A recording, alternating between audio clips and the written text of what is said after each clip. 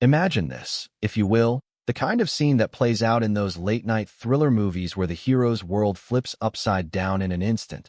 There I was, Alex Reed, 35 years old, slumped against the hood of my work van in the dead of night, the harsh bite of metal cuffs digging into my wrists like a cruel reminder of how far things had spiraled, all while my neighbor, Victoria Hargrove, hovered nearby with her smartphone raised high, capturing every humiliating second as if she were directing her own blockbuster takedown.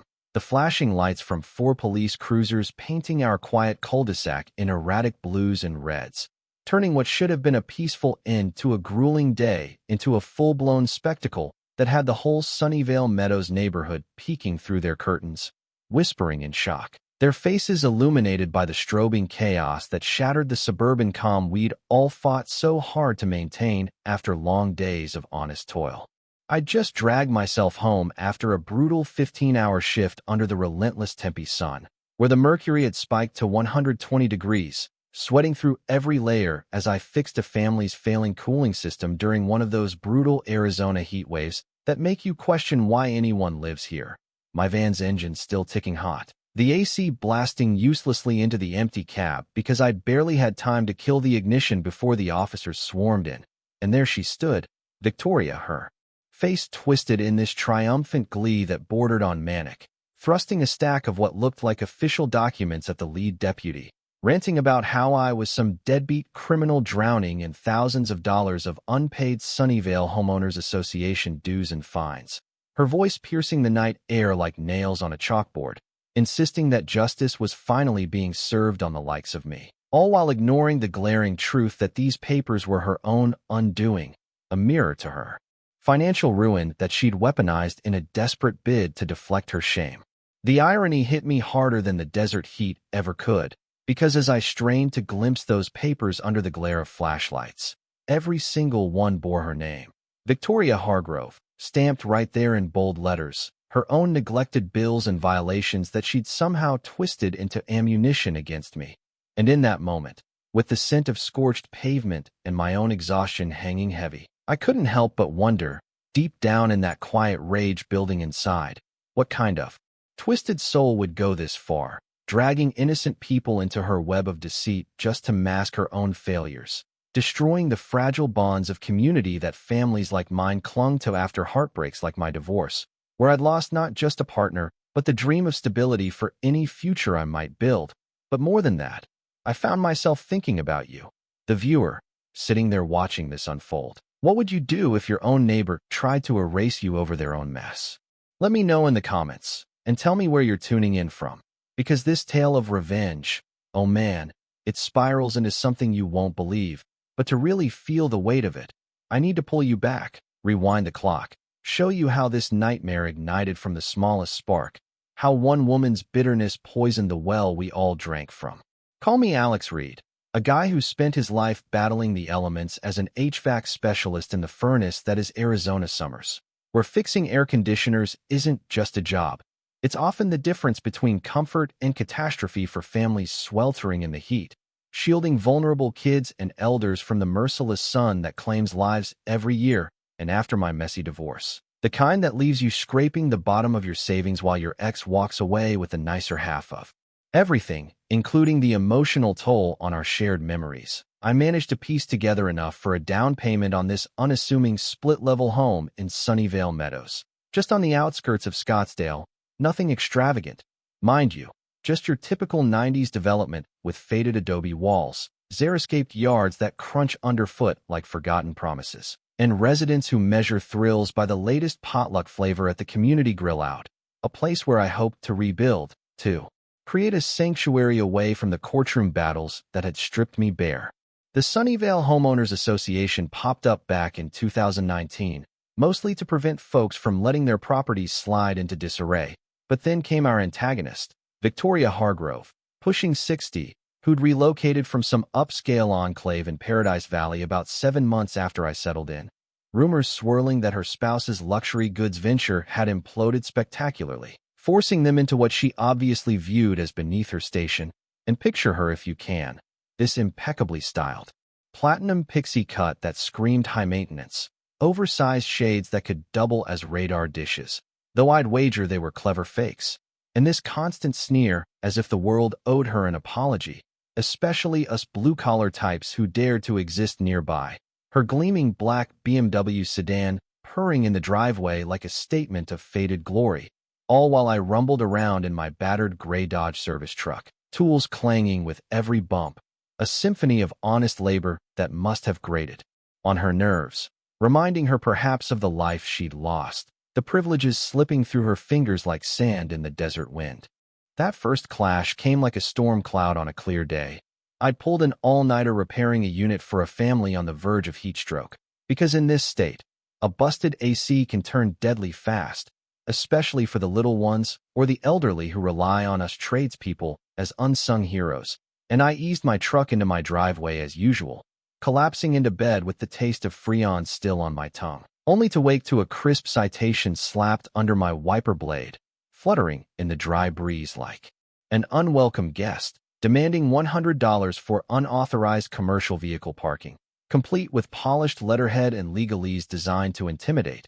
But something nagged at me, so during my lunch break, sandwiched between calls, I dialed the management firm, and Linda, the desk supervisor, paused long when I recited the reference code, her voice dropping as she admitted, "Sir, that's not from us, and our rules don't touch on work vehicles at all," the revelation hitting like a cold blast from a newly fixed vent. Here's a pro tip I picked up the hard way. Always insist on reviewing the authentic bylaws when hit with these claims, because real authority demands a clean paper trail and proper endorsements. So I rifled through my closing docs, that stack of tedium you sign blindly at escrow, and lo and behold, not a whisper about service trucks or livelihoods. And that's when the fog lifted, revealing Victoria as a lone wolf operator, fabricating penalties with just enough veneer to scare off the average homeowner, preying on fresh arrivals and those too weary to push back, folks without the luxury of spare time or legal savvy, exploiting the very sense of community she pretended to protect. The injustice burned in my chest, mixing with the lingering odor of compressor oil on my clothes, as I stood there clutching that phony ticket, realizing my hard-won peace after the divorce was under siege by this self-appointed enforcer who seemed to harbor a vendetta against anyone who earned their keep through sweat. But it went deeper, stirring that protective instinct for my community, because if she could target me so brazenly, how many others had fallen victim, shelling out cash to avoid conflict, their families strained by needless stress, the unfairness of it all gnawing at me like the heat waves that tested our resilience. And in the fading light of that afternoon, with the steady drone of cooling systems echoing like a chorus of resilience, I sensed her scheming in the shadows, oblivious that she'd just awakened someone forged in the heat of addicts and adversity, ready to turn the tables, to fight not just for myself, but for every family she'd wronged in her blind pursuit of control. For days on, Victoria ramped up her game in a way that screamed desperation masked as dominance, and I should have anticipated it. Really, pulling into my drive around dusk after swapping out a faulty blower for an aging pair whose home felt like a sauna, their gratitude warming me more than any paycheck, only to spot this glaring notice taped boldly to my front door, not slipped discreetly anywhere, no, plastered there like a scarlet letter, summoning me to an urgent Sunnyvale Homeowners Association assembly on Friday at 6 p.m. to address my supposed infractions. Urgent, as if my mere presence threatened the fabric of suburbia, when the biggest drama here had been Mrs. Patterson's dog chasing shadows up a cactus, the audacity fueling my growing determination to expose her for the fraud she was. The gathering unfolded in the rec hall, that sterile space reeking of cheap disinfectant and faded ambitions, the overhead bulbs humming like a swarm of irritated bees, and I stepped in bracing for a handful of bored folks plus Victoria, but instead faced a makeshift inquisition, with her having rallied reinforcements, including Ethel Barnes, this gentle 76-year-old from down the block, twisting her scarf nervously as if it held her composure together, her eyes darting like she regretted every step into this mess. And Harold Jenkins, the board chair, a former claims analyst who treated meeting protocols like sacred texts, banging his gavel while Victoria perched there with a dossier hefty as a brick, her energy buzzing with barely contained thrill, as if this were her moment to reclaim some lost power. "We're convened," Harold intoned gravely, "to tackle persistent breaches and disturbances by Mr. Reed." And Victoria leaped up like a coiled spring releasing, accusing me of flouting visual guidelines with my truck. The racket of late arrivals, door slams echoing like accusations, even claiming Ethel could vouch for my menacing ways, as she flourished forms and petitions that smelled of forgery, her handwriting looping suspiciously uniform across what passed for signatures, the performance so over. The top it bordered on comical, yet the tension coiled tight, knowing how such lies could unravel lives. From my ex's legal battles, which drained me drier than the Sonoran sands and taught me the value of family unity in the face of adversity, I'd learned to demand originals before engaging. So amid her theatrical display, I discreetly snapped pics of every sheet she brandished, then rose with my slim but solid binder, requesting the exact clause banning service vehicles under aesthetic rules, and the room stilled. Harold fumbling through the charter, mumbling about broad upkeep mandates, but nothing specific, the AC groaning in sympathy as if it too needed fixing, highlighting the absurdity of her claims. Then I unveiled my own shots from earlier, her driveway fractured like a puzzle missing pieces, wilted shrubs standing sentinel in defeat, her mailbox tilting drunkenly, hazards begging for attention, suggesting we prioritize real eyesores before inventing them. And Victoria's complexion cycled through shades of fury, sputtering that it wasn't comparable.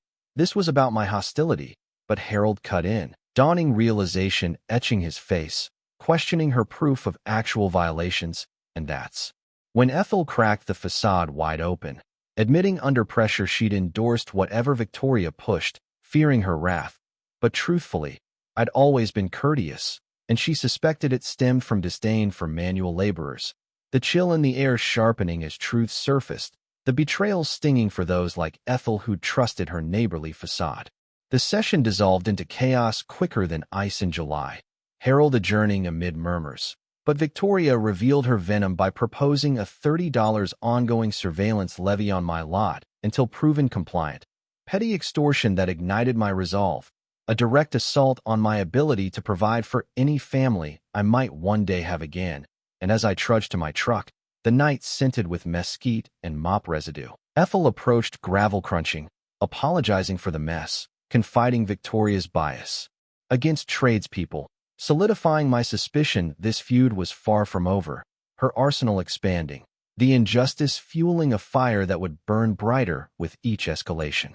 2 weeks later, she unleashed the big guns, or so she thought, me elbow deep in my truck's engine one weekend morning, belt whining like old grievances, when a county vehicle cruised up, outstepping Inspector Harlan, clipboard in hand, the universal harbinger of hassle, inquiring if I ran an illicit repair shop from home, citing reports of unlicensed ops, tool noise, client cars cluttering, even risky chemical hoarding. The accusation hanging absurd in the parched air, a blatant attempt to jeopardize my livelihood, the very thing that kept roofs over heads in our community.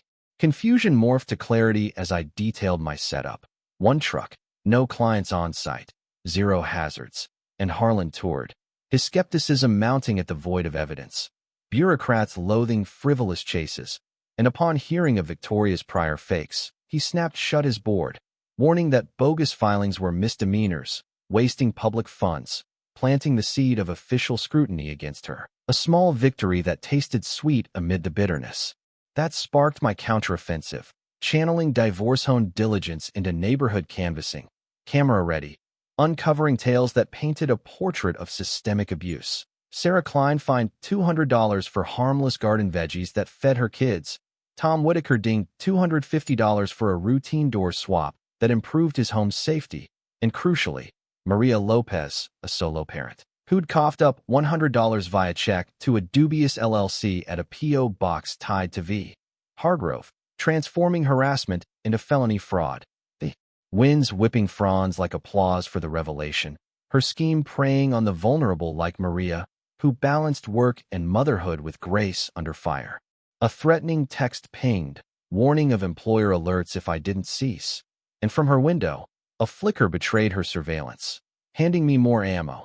The war escalating as I forwarded it to authorities, sensing her noose tightening self-inflicted, the thrill of righteous payback mixing with the dread of what she might do next to protect her crumbling empire.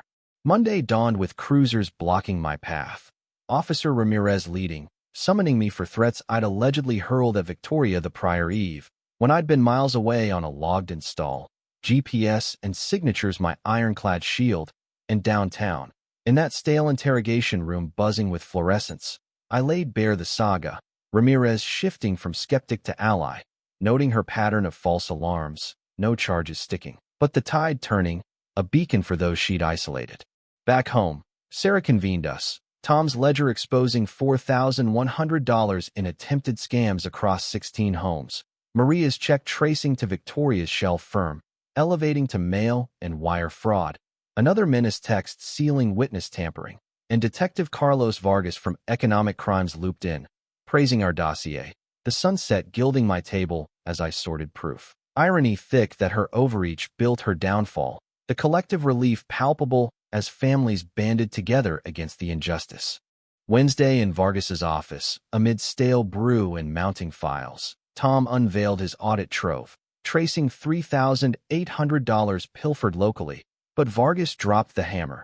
Victoria's woes dwarfed ours, debts piling $380,000 from her husband's flop, cards buried at $60,000, her scams a lifeline, and shockingly, prior runs in Flagstaff under radar, fleeing mid-probe, plus pilfered postal keys for mail swaps, ballooning to interstate fraud topping $17,000, the silence heavy as we absorbed her empire's scale. The by-kitch of her fall from grace mirroring the pain she'd inflicted on families struggling to hold on. We morphed Sarah's home into a war room, categorizing evidence with federal precision, Agent Elena Cruz affirming the case's slam-dunk status, her predation mapped like a hunter's trail, and Maria queried restitution, assured of asset seizures repaying all, warrants hitting her stash of forgeries and keys, projecting decades behind bars. The process a testament to community love triumphing over deceit. Weekend chaos ensued, vandalism striking Sarah's eggs, graffiti screaming deceiver, trash strewn, cams fingering Victoria's BMW, then smears on Tom's retirement, CPS hounding Maria falsely, a heart-wrenching ordeal that tested her maternal bonds, social blasts doxing us as crooks, but panic-bred errors, traceable felonies stacking. Vargas updating with bribery flops and internal complaints boomeranging to feds, her unraveling a cautionary tale of hubris. Sunday climaxed with sirens at her end, busted mid-burglary at Harold's for evidence, midnight swatting my home with phony shootout claims, prompting immediate raid, agents encircling at 2 a.m., her in tatters, hauled away howling injustices, but dawn unveiled laptops, IDs, a four-state ring defrauding 52 victims of $142,000, racketeering charges sealing fate, the scope underscoring the widespread injustice she'd sown. Court streamed her plea to 14 fraud counts, bail denied, orange replacing finery, and at the town hall finale, packed with press and peers, her lawyer's bluster crumbled under guilty admissions, the room roaring as I confronted her erosion of trust, sentencing her to 9 years, restitution full, HOA ban eternal, marshals leading her out amid cheers, her final glare met with my farewell wave, a moment of cathartic release for all she'd tormented. 8 months on, her old pad buzzes with a family's joy, she paroled after 20 months under watch, stripped bare, clerking monitored, while we birthed the Sunnyvale Alliance, auditing reforms preventing $60,000 scams, Sarah's welcomes fostering bonds, Maria's events raising funds for families in need, Tom's checklist statewide, even inspiring the Meadows bill for protections, my firm booming 45%, dating Sarah's kin Rachel, our tale empowering others, like that Flagstaff caller halting a mimic. The rebirth a tribute to enduring family ties and just retribution. In the end, as barbecue scents waft and kids laugh, we've rebuilt stronger, trust mended through unity, proving justice prevails when good fights back, the desert winds whispering closure, a hard-won peace honoring the battles fought. But tell me, was our pursuit too vengeful, or pure justice against unchecked evil? Does exposing such deceit cross ethical lines, or is it the moral duty to protect the vulnerable? Drop your thoughts below, right or wrong. Where do you stand on revenge wrapped in righteousness?